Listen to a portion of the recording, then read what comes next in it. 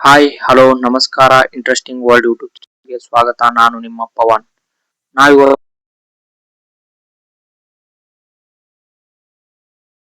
ಅಂದ್ರೆ ಅತಿಯಾದ ಭಾರವಾಗಿ ಇರುವ ಅತ್ಯಂತ ದೊಡ್ಡ ಬಾಡಿ ಬಿಲ್ಡರ್ ನ ನೋಡುವ ಈ ಒಂದು ಸಂಚಿಕೆಯಲ್ಲಿ ನೀವಿನ್ನು ನಮ್ಮ ಇಂಟ್ರೆಸ್ಟಿಂಗ್ ವರ್ಲ್ಡ್ ಯೂಟ್ಯೂಬ್ ಚಾನಲ್ ನ ಸಬ್ಸ್ಕ್ರೈಬ್ ಆಗಿಲ್ಲ ಅಂತ ಅಂದ್ರೆ ಇವಾಗಲೇ ಹೋಗಿ ಸಬ್ಸ್ಕ್ರೈಬ್ ಮಾಡಿ ಬೆಲ್ ಐಕಾನ್ ನ ಕ್ಲಿಕ್ ಮಾಡಿ. ಧನ್ಯವಾದಗಳು. ಮತ್ತೆ ಇವತ್ತು ನೋಡೋಣ ನಂಬರ್ 5 ಅಲ್ಲಿ ಬರೋರು ಯಾರು ಅಂತ. ಇವರು 135 ಕೆಜಿ ವೇಟ್ ಇದ್ದಾರೆ. 135 ಕೆಜಿ ಅಂತ ಅಂದ್ರೆ ಅಷ್ಟೇನು ಸಾಮಾನ್ಯವಾದ ವೇಟ್ ಅಲ್ಲ. 135 ಕೆಜಿ ಇದ್ದಾರೆ ಇವರು.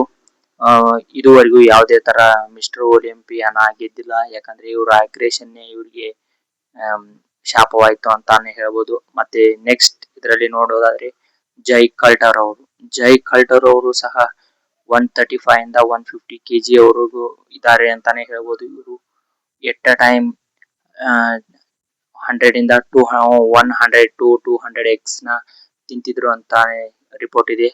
ಅದಕ್ಕೆ ಇವರು 150 ಟು 130 ಟು 152 ವರೆಗೆ ವೇಟ್ ಇದ್ದಾರೆ. ಮತ್ತೆ ಥರ್ಡ್ ಅಲ್ಲಿ ಬರೋರು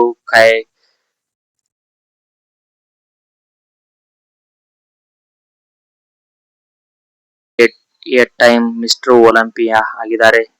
8 ಟೈಮ್ ಮಿಸ್ಟರ್ ಒಲಿಂಪಿಯಾ ಆಗಿ ಇವಾಗ ಓಡಾಡೋ ಪರಿಸ್ಥಿತಿ ಇಲ್ಲ. ಹಾಗೇನೆ ಇವರು ಸಹ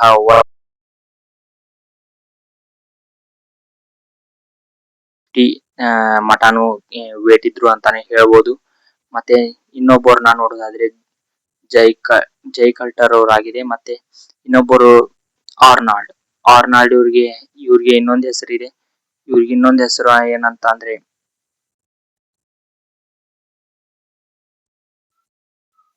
ಇವರು ಹುಟ್ಟಿದ್ದು 1959 ನವೆಂಬರ್ 11 1959 ಇವರು ಹುಟ್ಟಿದ್ದಾರೆ. ಮತ್ತೆ ಇವ್ರ ಪ್ರೆಸೆಂಟ್ ಏಜ್ ಬಂದು 66. ಮತ್ತೆ ಇವರು 5.11 ಇಂಚಸ್ ಹೈಟ್ ಇದ್ದಾರೆ. ಮತ್ತೆ ಇವರ ವೇಟ್ ಬಂದು 120 ಕೆಜಿ ವರೆಗೂ ಇದೆ ಅಂತ ಎಕ್ಸ್ಪೆಕ್ಟ್ ಮಾಡಬಹುದು. 120 ಕೆಜಿ ವರೆಗೂ ಇವರು ವೇಟ್ ಇದ್ದಾರೆ ಅಂತಾನೆ ಹೇಳ್ಬೋದು. ಮತ್ತೆ ಇನ್ನೊಬ್ಬರನ್ನ ಫಸ್ಟ್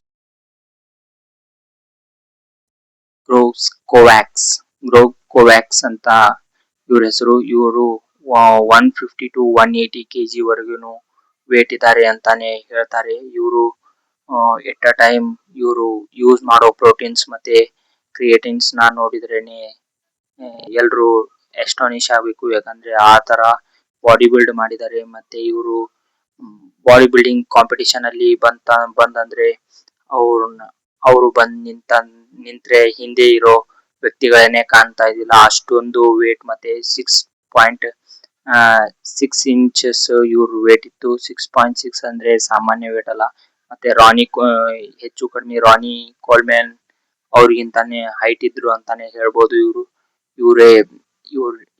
ಇವರೇ ಫಸ್ಟ್ ಬಾಡಿ ಬಿಲ್ಡಿಂಗ್ ಅಲ್ಲಿ ಅತ್ಯಂತ ವೇಟ್ ಇರೋ ವ್ಯಕ್ತಿ ಅಂತಾನೆ ಹೇಳ್ಬೋದು. ಯಾಕಂದ್ರೆ ಇವರು 150 ಟು 180 ಕೆಜಿ ವರೆಗೂ ವೇಟ್ ಇದ್ರು ಅಂತಾನೆ ಹೇಳ್ತಾರೆ.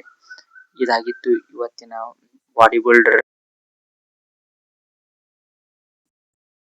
ಸಂಚಿಕೆಯಾಗಿತ್ತು. ಮತ್ತೆ ಇದೇ ರೀತಿ ಇಂಟ್ರೆಸ್ಟಿಂಗ್ ಫ್ಯಾಕ್ಟ್ ಗಳಿಗಾಗಿ ನಮ್ಮ ಅಕೌಂಟ್ ನ ಫಾಲೋ ಮಾಡಿ ಮತ್ತೆ ಸಬ್ಸ್ಕ್ರೈಬ್ ಬಟನ್ ನ ಕ್ಲಿಕ್ ಮಾಡಿ. ಧನ್ಯವಾದಗಳು. ನಮಸ್ಕಾರ. ಮತ್ತೆ ಮುಂದಿನ ಸಂಚಿಕೆಯಲ್ಲಿ ಭೇಟಿಯಾಗೋಣ. ನಮಸ್ಕಾರಗಳು.